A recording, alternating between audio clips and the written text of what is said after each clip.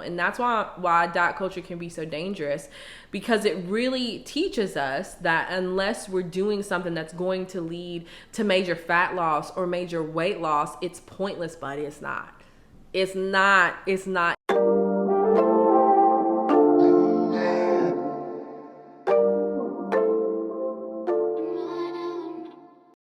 Guys, welcome back to Melanin Well. This is season 2, episode 2. And I know that it has been a while since you guys have heard me, because typically this podcast is audio only. But baby, look, we on video. You guys are going to see my face a lot more this season. Okay, now we do have some episodes that have already been recorded audio only, and listen, when I tell you they are fire. But other than that, other than like the 2 episodes I've already recorded, we will probably be on video. So with that being said, bear with me. First of all, this is new. I've been doing video content for 7 or 8 years, but the podcast on video is different. So bear with me. I still don't have pants on. That hasn't changed. But yeah, bear with me. But listen, this episode is a life update, but it's more so an episode that's just about life transitions and what showing up in life transitions can look like. It's like an update, because it's been just a little over a year since I moved to Dallas. So yeah, this is a life update / life transitions episode. And I thought that this was the perfect way to return after my little sabbatical. Because I know from a lot of you guys, this is the first time that you've seen me or heard me, heard from me, even on Instagram, for a little over a month. And so I took some time off. I went home to West Virginia and I spent couple weeks with my family.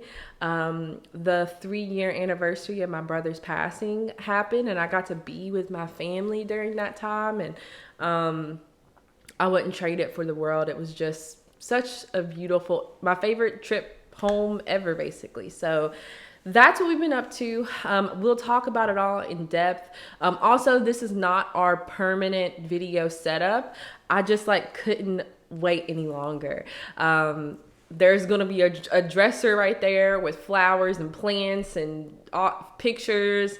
And I'll actually finish putting this bookcase together at some point. And there will be books and, pictures and things on it as well. So bear with me. Don't judge me. You're going to have to just take my flowers from the kitchen and but I know you guys don't care, and that's why I'm here, and that's why I'm showing up, because I know that this episode is going to be so impactful and life-changing. What I've gone through the past year is just honestly, it's been the hardest year of my life, period, but it's been the best year at the same time. So I'm excited to talk about it. I'm going to be really honest, and like I always am with you guys, but this episode, what I'm talking about is tough. This is new territory for me, some of the things that I'm talking about, and because of that, I want to share a couple of quotes from my favorite book right now before we really dive into the storytelling of it all, which is Kobe Campbell's new book. Well, her first book. Oh, and it's so good. Kobe Campbell, Why Am I Like This? How to Break Cycles, Heal from Trauma, and Restore Your Faith. 10 out of 10. Everybody needs to go buy it. Please go support Kobe. But I have pulled a couple excerpts from the first chapter. And the reason why I chose excerpts from the first chapter is because I really wanted to introduce some introductory material that really just, some of it blew my mind. Some of it was such a beautiful reminder. But all of these quotes are very relevant to the things I've gone through and how I've grown in the past year. And she just explains them in a way that's just 10 out of 10 and wonderful.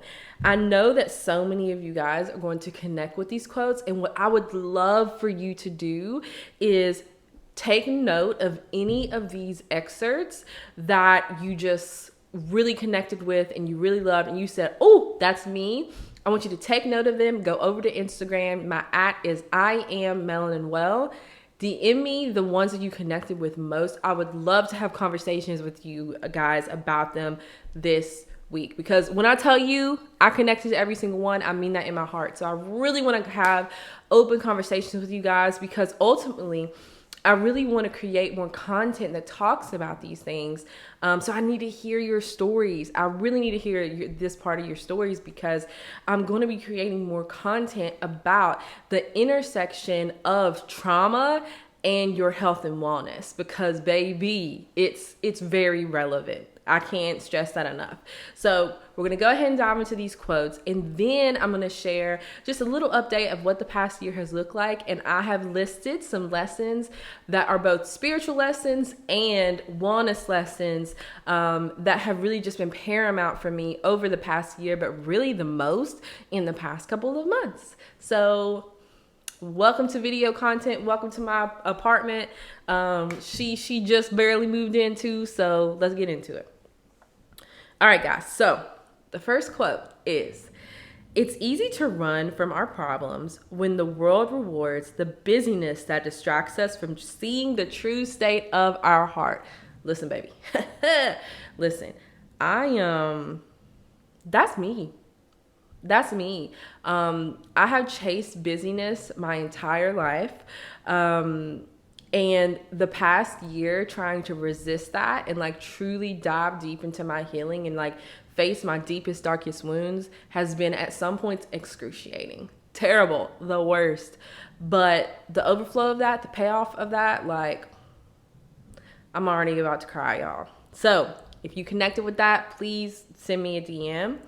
"Our trauma has a way of terrorizing us, keeping us in fear while baiting us with the lie that we will never experience freedom."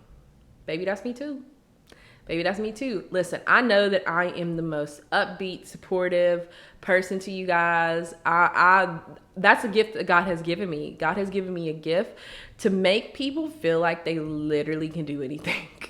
Like literally I know that that's a gift that God has given me, but there are certain things, dark things that like I wasn't even fully aware of until this past year, that I literally just decided, well, not really, it's the trauma talking. But like it was just a part of me and it would never change. And like I just have to learn to live with it, which I know is the opposite of what I preach, but I didn't even realize that I was doing it until I truly faced these dark, dark parts of me. So let me know if you can relate to that. This one is the definition of trauma that Kobe gave, which I loved because it touches on something that I really, I knew it, like my brain knew it, because you guys know that I have a clinical background, but me as Sierra and in my own healing journey, I didn't realize it. I was never aware that I was experiencing it. So trauma is the physical, emotional, and psychological response to a distressing event or experience. It's a deep wound from past events that affects how we perceive and experience the present and anticipate the future. Listen, excuse these bells. Y'all, I done restarted this episode several times. They went off at 11. Why are they going off at 11:30? But anyways, you probably couldn't even hear it. But anyways, the reason why I love that definition is because it talks about the physical response and the psychological response. I think a lot of times when we talk about trauma, we only talk about it from the perspective of the emotional response. But baby, the past year, the physical response has been real. The physical response has been real. I know there are lots of you guys who are like, oh, I knew that. I read The Body Keeps the Score. Listen, honey, I know.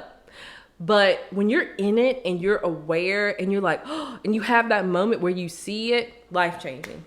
So great, beautiful definition. I also love how she talks about how it affects how we experience the present and anticipate the future. That's good, Kobe. All right, we got two more. So really this is one. I'm going to put them together. So some traumas are like big boulders. They are clearly massive. They take up space and they draw attention with a presence that's undeniable. Other traumas look like pebbles, small rocks that are unassuming. In the moment, they cause pain. But in comparison to other things, they seem small and unimportant until one day you look up and you find that all the pebbles you've collected over the years created the mass of a boulder. So what was groundbreaking for me is during this particular page, what she talks about is how the boulders, the bigger boulders are what we call, that's acute trauma, okay? That's like a single distressing event, okay? Your house burns down, you know, somebody dies, my brother died. Whereas the pebbles are chronic trauma, which is something like it's repeated, it's prolonged. So like physical, emotional abuse, like being in a physically and emotionally and psychologically abusive relationship. So what I didn't really realize before I read this book is that my entire life, one thing I forgot to tell you guys is acute trauma is the pebbles and the boulders, acute trauma and chronic trauma, both of those together is called complex trauma. That me, okay? Now, before I go into what I'm about to say, I do want to say that I'm not alone. I am not recording this episode so that you guys can be like, oh my gosh, Sierra's been through so much. I'm recording it because I know that there are Black women listening to this that have been through just as much, if not more. It doesn't matter. We're not comparing how much trauma we have or how big it is, because ultimately everybody experiences trauma differently. So I'm not sharing that to, make anybody feel like, oh, Sierra is so strong and resilient. I'm sharing it because I literally know that 99% of the women that listen to my podcast are Black women, and they are Black women who have experienced either acute trauma, chronic trauma, or complex. So with that being said, until this past year, I had gone to therapy a good bit. I enjoy therapy. If you guys haven't figured it out by now, I like to talk. So of course I like therapy. I like to talk. Therapy has always felt like a safe space for me. Notice my little eye roll. But until this year, I've been lying in therapy. I have been telling a lot of fibs in therapy. And that's because there were like these dark parts of me that I just wasn't ready to release. I wasn't ready to share. It's not even that. I wasn't ready to like look at them. So when I say that I was lying to my therapist, I was doing it I wasn't making a conscious decision to lie. It was like happening naturally. It was like I was like subconsciously like trying to protect myself. So this past year, you guys know it's been a year. It's been a little over a year. It's been like at this point, it's been like a year and a month since I moved to Dallas, Texas. Moving to Dallas was an act of obedience that I have never been more sure came from God. And now that I've been here for a year, while it's been the hardest year of my life, it's also been the best. And for those of you guys who have been following along for a while, I'll probably stay in Dallas, unless I find me a husband that wants to move to, Korea or something. Y'all know I love BTS. But anyways, so I know it was God, and I know I made the right decision, and it's been wonderful and beautiful, but also ugly. I've never been so tired in my life. I have never cried so much in my life. And it really has nothing to do with Dallas. Okay.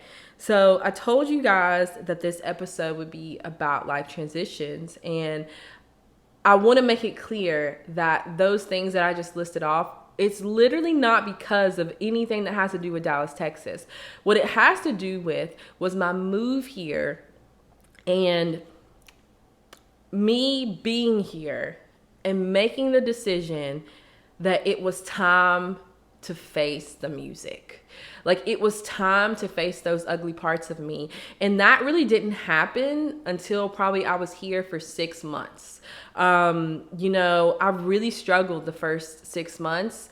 And I really didn't understand why I was struggling. I was really frustrated because I was just like, but Sierra, like, you're in such a different place than you were a year ago. Why are you struggling? And I think one of the beautiful things that God did for me this past year is he didn't let me just settle for better. Like, I really feel like this was the year where God was like, Sierra, like, I'm pleased with you. The work that we've been able to do has been wonderful, and I really am very proud of you. But the thing that I have for you next, like, these weeds that you have that are buried deep, like, these roots, they gotta be pulled up. What I have for you next will not survive if we don't address your darkness. And I didn't realize that that's what he was doing. Literally, I spent the first 6 months being like, okay, suffering is part of Christianity. Like, suffering is a part of my faith walk. And it is, don't get me wrong. But there are so many things that felt like suffering. And I was suffering, don't get me wrong, that pushed me to eventually say, enough is enough. Okay. And I'm so grateful for all of the discomfort that I experienced in the first 6 months, because what it led me to do was to get a therapist that specializes in domestic violence. Well, I'm glad I made it 16 minutes before I started to cry. But when I got that therapist that specialized in domestic violence, it opened up something for me, because I was able to share some things that I experienced, things that I felt that I never felt comfortable sharing before, because those were the dark parts of me that I had been trying to hide. I felt so much shame about things that I allowed to happen to me. I felt so ashamed about things that I used to think. And my therapist helped me see that, like, trauma, baby, it's trauma. And your response and the things that you feel and that you are experiencing are normal. I've never cried so many tears as I've cried in that room with my therapist. And as she, like, normalized a lot of what I was experiencing, and also shared with me that a lot of what I was experiencing was common, it opened up things for me in, like, every area of my life. Because when I felt what it felt like to, like, really speak my truth like that, like, the things that I literally didn't even feel comfortable saying to God at the time, baby, it changed everything. And since that moment, which was about 6 months ago, I have been able to say, okay, God, I know you got me. I know you got me. I know this is going to be hard, but I know that you're going to be with me. Let's dig it up. And so in facing all of the complex trauma, I have had some physical responses that have been nutty, okay? And what I mean by that is, like, the exhaustion that I've experienced has been unprecedented. Like, I've never experienced fatigue the way that I have. And it hasn't been fully related to, like, me being dehydrated. Like, you guys know that you're here for health and wellness. You guys know it's not food, water. Like, it's just been exhaustion. Like, there's not enough sleep in the world. Like, there's not enough water in the world. There's not enough coffee in the world. There's not enough. And so, you know, I had to accept the fact that, like, my nervous system was shot, and it was not going to be helpful to me to continue to try to exercise the way that I had been, to try to, spend a lot of my energy meal prepping and standing over the stove. That's how severe of a physical response that I was having to the work. And so for me, the one thing that I've realized is that a lot of you guys are going through the same thing. a lot of you guys are going through the same thing. And because of diet culture, you will never, until you unlearn things and you make the transition, you will never give yourself permission to do that, because fat phobia is so rampant that you're more afraid of getting fat or getting fatter than you are remaining in chains. And I know that because that's me. That was me. Like, I get that. And I'm so grateful that I had already went through the unlearning process and the healing process when it came to fat phobia and diet culture, because if I hadn't, I would have never been able to give myself the space and rest and the things that I needed in order to continue the healing process. And like, a lot of people would call that laziness or it's excuses, but ultimately I chose freedom. I chose freedom. And I've definitely gained weight. I do not know how much. I really don't. But my body definitely looks different. I'm going to be doing a lot of content about that. We actually have an episode on body confidence with Tiffany Ima coming up. But listen, the freedom that I've gained by turning my dial down even more since my brother passed away, I don't care. I'm now in a place where I feel ready, and my energy levels, everything has gone up so much. I'm like, yes, like I get to do more. I'm excited to do more strength training. I'm excited to cook more. I'm excited to do all of these things. But it was healthy for me to move less over the past 6 months. It was healthy for me to cook less and preserve my energy over the 6 months and do a lot of things that more things that were like pre-made. That was healthy for me. It's been healthy for me to sleep more instead of still waking up at 5 a.m. But guys, I woke up at 5:30 today, and we're officially on the ascent. And I need you guys to understand that it's okay to have a season where you're doing close to where what you're doing for your health looks nothing like the world tells you it's supposed to look like. And I'm a health and wellness coach. That's literally what I do. Okay. But you know what else was birthed out of the past 6 months of turning my dial down and really, going face first into my healing? Firm Foundation is what happened. My new course, Firm Foundation, which will be officially released here in a couple of months, but it's currently in beta, and I have some ladies testing it. And I may have a few more ladies go through it before I release it to the public, but that's what Firm Foundation is all about. Firm Foundation is all about creating that foundation, where what the minimum is. What is the minimum amount of movement? What is the minimum amount that I need to show up for myself? So you have something to build off of, but also so that when you need space, you have it, and you're still able to, what showing up for yourself looks like in those moments. So Firm Foundation is literally, I'm really the first case study for it. I don't know what I would have done if I hadn't figured out my own small moments of nourishment during the past 6 months. So I don't think I've ever said that. I really, as I've talked about Firm Foundation, I don't think I've ever admitted that Firm Foundation was birthed because I needed to figure out what I could do with what I had that was less than it's ever been in my entire life. You guys know I'm an athlete. I played college basketball. Once I was done with basketball, I did CrossFit for 10 years. You guys know that even after that, I'm a walkaholic. I love walking outside. You guys know I love to lift. You guys know all of these things. But there were a lot of days in the past 6 months where all I did was a 10-minute mobility video. And but listen, I say all that to say that all of those things added up.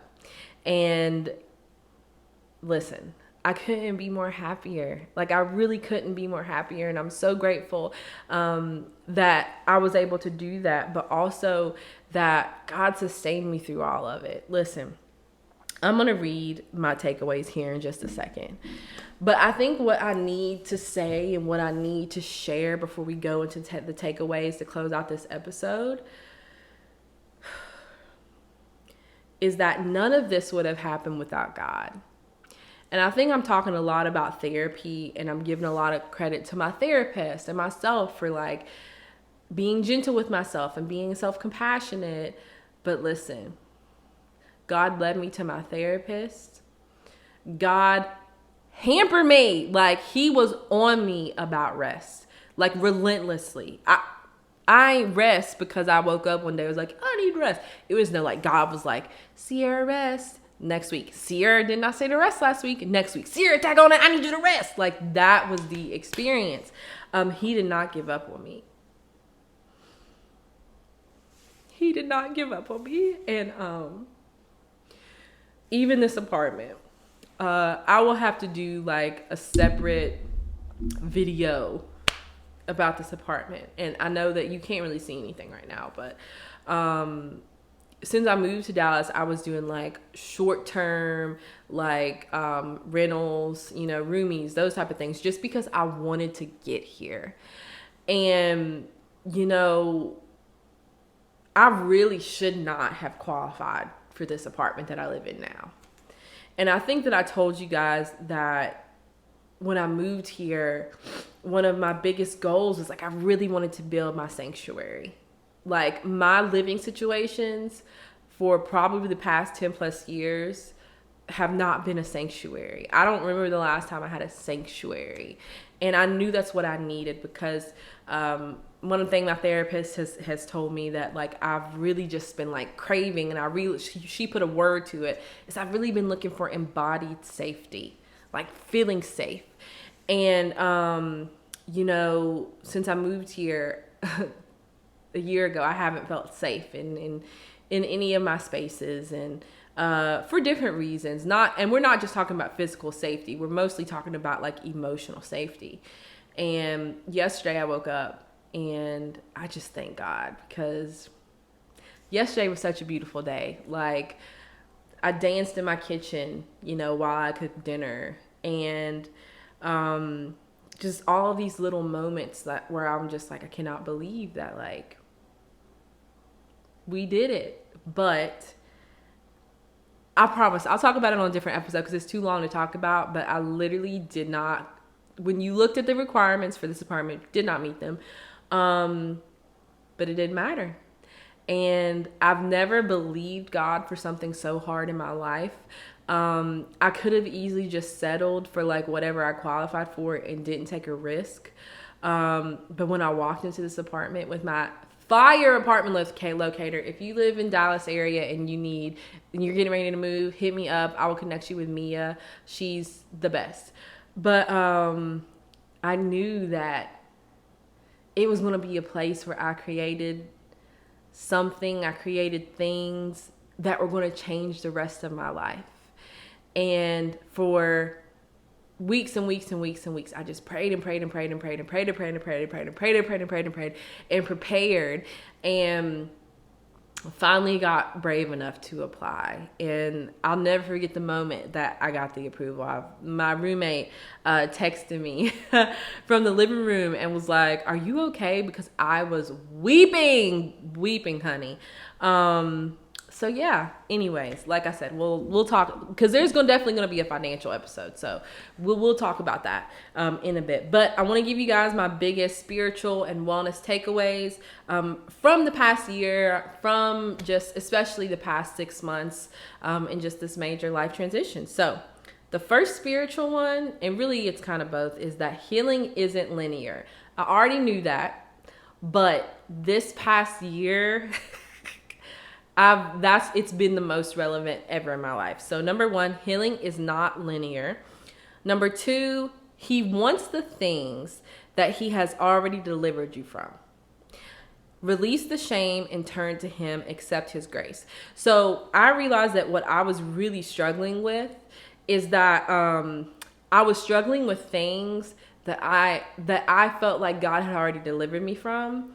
And in my experience in my past abusive relationship, even with, you know, a parent, there's not a lot of grace there. So you mess up and that's it.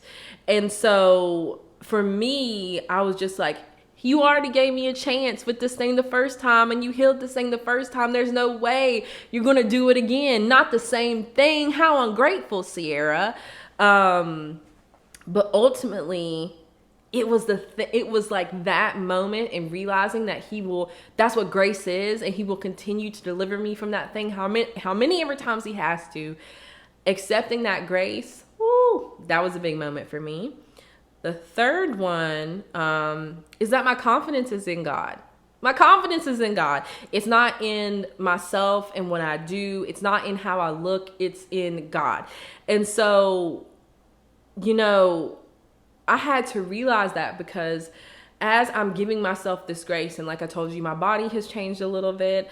And also I was depressed for a good bit of this. So like no makeup, so on and so forth. I've really had to really embrace that like my confidence comes from God, and it doesn't come from the physical. So actually what I wrote after that is that I looked in the mirror one day and I saw a girl who had been surviving her whole life, which isn't really related to confidence, but listen, we're making that a point. I have been surviving my entire life. So ultimately what this past year has really been about was transitioning from surviving to truly thriving to freedom, really. And I know so many of you guys could connect to that as well. I had to realize that he didn't just bless me, he prepared me. So as I received the blessing, he's walking with me. He is with me right now, and he will be with me forever. So he didn't just give it to me, he prepared me for it. And then the last thing spiritually that I had to realize is that the approval for this apartment wasn't the answer. It wasn't the harvest. Like ultimately this apartment, while it is a beautiful blessing and it is going to change a lot for me, it's even going to be so supportive to my healing journey. It's what it's really about is like, it's a place I get to create content in. It's a place that I feel safe to do the work that God has called me to do. It's a place where I get a level of rest, a level of recovery and restoration that prepares me for the work that God is calling me to do in this upcoming season. Because when I first moved, listen, when something really big happens like that you get a blessing that you didn't necessarily think that would happen. When something like that happens and then you get it and then you're like, okay, what now? Honey, I experienced that moment big time. Like, because once I got here, I completely forgot like what it was really about. So just as soon as I got here, I started just like thinking about all of like the worldly reasons why this was so exciting. And I kind of like outpaced God and like started to try to find like happiness in this new space. Honey, it was a trip, but we're out of that. So, wellness wise, we have a couple and then we'll close out. First, that meeting yourself where you are through trauma in the healing process. Oh wait, I didn't write these in full sentences. I'm sorry. So it's really important to meet yourself where you are through trauma in the healing process. And this is why your foundation is so important. So I've already kind of touched on that. Meeting yourself where you are and showing up how you can is just so important. You are making things worse, trying to keep up appearances, your body image, in the name of health, quote unquote. You are missing the big picture. You can't hold on to pain forever and move forward with your life authentically, vulnerably, and free. Okay, that was a long sentence. But I think you guys are picking up what I'm putting down, because I think that when we get super preoccupied with body image and we're thinking about like, oh, I have to do this and I have to do this and I have to do that to look the way that I want to look and that becomes our entire world.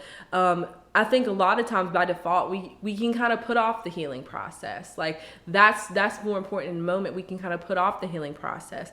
But even if, you get the body that you think you desire, you're going to be in the same spot. Like that pain is still going to be there. Listen, honey, we talk about that all day long, but we're at 35 minutes. Okay. So next one, Therapy is heavy. Therapy is heavy. I think nobody ever says that, okay? Yes, growth feels amazing, but sometimes it feels like giving birth. And I know that sounds extreme, but you know how I've never actually had a baby, so moms don't come for me. But you know how, like, at the end of your pregnancy, you end up having this cute little bundle of joy that is like the best thing that ever happened to you in your life. You know, you have the baby. That's wonderful. But the process of pushing that baby out of your hoo-ha is like excruciating. Therapy can be like that, okay? Like, there are moments where, like, you're looking at your baby bump and you're like, oh my gosh, it's so pretty, and but there are also moments where you're having contractions and you're trying to push out the healing, and you think that, like, you're going to get ripped from your vagine all the way to your butthole. Therapy can be that way sometimes. And so that's my personal opinion. Actually, DM me if you agree. But I think that, like, we glamorize therapy, and we don't talk about how hard the healing process is.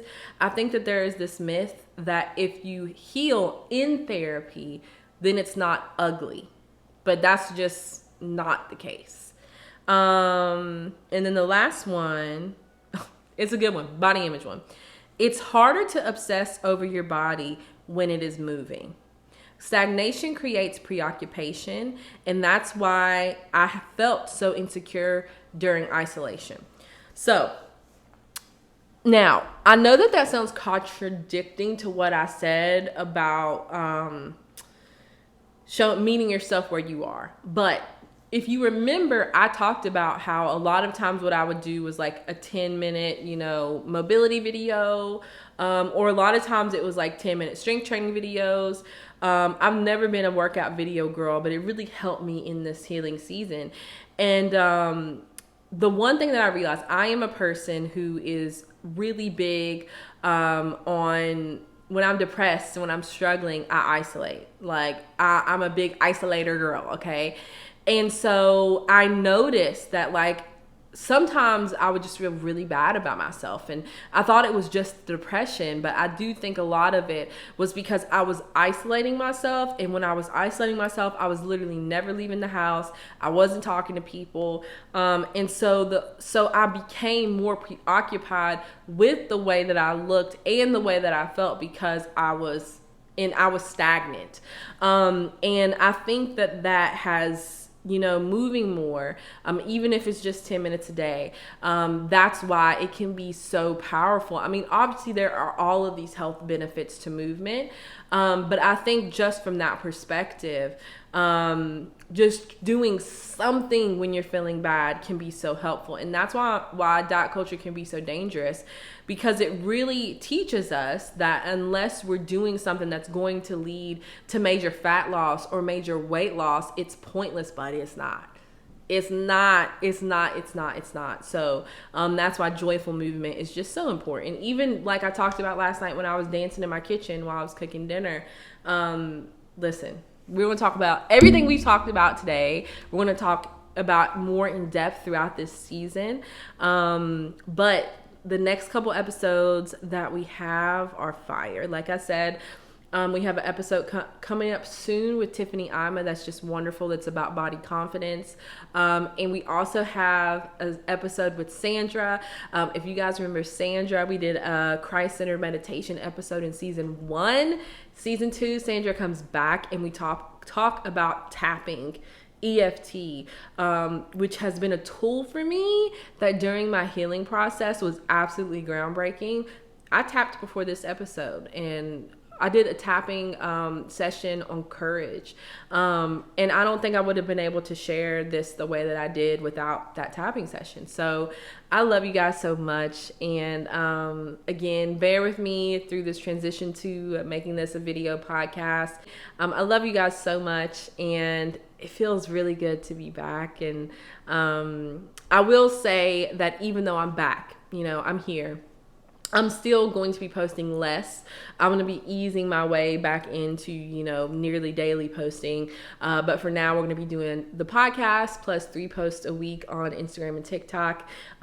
So in this transition, I really need you guys to share the podcast, share the post, comment on posts, send things to people that you know that you would find that would find it helpful, because I'm going to be dependent on you guys' support as I ease my way back in instead of getting back into that busyness, because I'm meeting myself where I am. And, on the coaching side of things, there's just so much really great work that we're doing in my programs. And I really need to put the majority of my energy there. And I know that you guys understand that and you appreciate that. So when you see those 3 posts come out, baby, I need you to send them everywhere like wildfire so that I can still support my community, so I can still be present with you guys. So I think that's it. We still are doing prayer and living Melanin Well Monday, Wednesday, Friday at 11:30 Central Time. The link for that is in the show notes. It is a community in Geneva that I have where we do prayer. We will eventually have other things, but not right now. Me showing up for myself, meeting myself where I am, looks like I show up for prayer for you with you guys Monday, Wednesday, Friday at 11:30 Central Time, but it's been amazing. So many prayers have been answered. I love these ladies. When we have an author in the group, and she told us that her book was in a bookstore. Everybody in the group bought her book. It's just already such a great small community. And so yeah, God has been working through this small but mighty group of women. So if you want to join us for prayer Monday, Wednesday, Friday, we actually eventually will probably do a book club for this book. The link for that is in the show notes. And I think last but least, if any of you guys missed my morning routine workshop, Heavenly Habits, a couple months ago, we will be doing it again in June, my birthday month. And you can find the link for that in the show notes to join the wait list, because it will be limited availability for that. So yeah, I hope you guys enjoyed this life update, honey. I hope that you guys are doing well. I missed you so much. And I'll see you guys on the gram and on TikTok and back here on the podcast next week. Love you guys. Bye.